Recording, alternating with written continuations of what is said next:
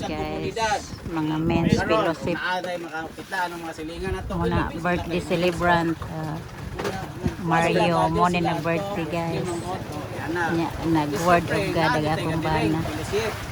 Mo na ilang handa guys. Ang usa ka lalaki nga nag-ampo, nagbasa sa pulong sa Dios o nagkinabuhi nga makinud-anon mahimong panalangin sa iyang asawa, mga anak ug sa uban. Tingin na sa atong asawa Ay nangka matamis. kasi usa kita ka panalangin Nay sinugba. ug do na pay makakita. Nay adobo manok. Nay pansit. Panigingnan gyud ta kanunay nila. Gainom og tuba ang akong sisilab kay tamis kayo. Dili ko ni nato kawangon. Mo ni ato karong ibuhat, usa kini sa kapahimo. Naay Kapahimo ni sa kinilaw isda. Bisan tuod og sa ato sa ato karon nga gadireng kita laman pero dako nang kalipay ang Ginoo. Kasayan. Ano?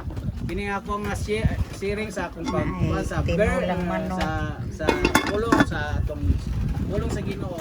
Naay Sa kini kada ko nga hagit na to. halang-halang. Kasi usa ka pag lalaki o haligi sa paglalay. Kanya pa ko yung mga hatag na mga supporting verse no. Kinilaw nga isda. 24:15. Apan alang ka nako o sa akong Napay panimalay sinugba magdalagan dire. kami sa Ginoo. Nay sinugba diha guys.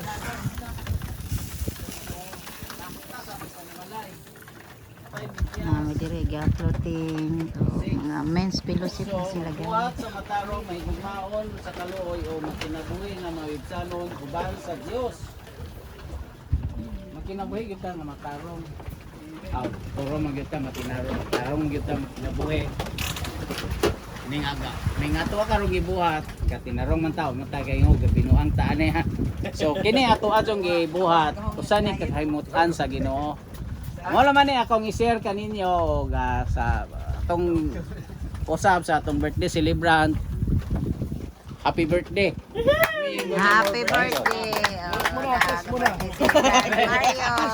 Kiss muna.